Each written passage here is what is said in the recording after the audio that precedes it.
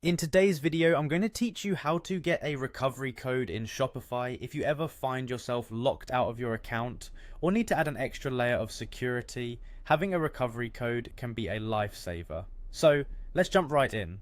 First things first, you'll want to head over to the Shopify admin page where you can access your store's dashboard. This is your control center from where you can manage everything related to your Shopify store, so it's an essential hub for any store owner. Once you are on the home page, look to the top right corner of your screen. There you'll see your store's name. Go ahead and click it. This action will provide you with a drop-down menu offering multiple options pertaining to your store's account settings.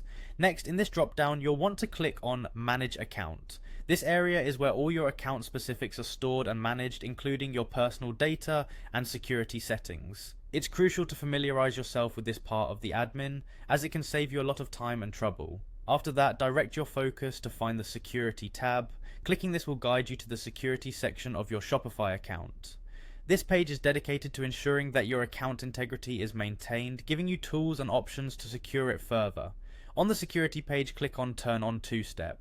With online security being more important than ever, two-step authentication adds a crucial layer of protection to your account, significantly reducing the risk of unauthorized access. To activate this feature, you'll need to scan the QR code that appears on your screen. This is usually done using an authenticator app on your smartphone.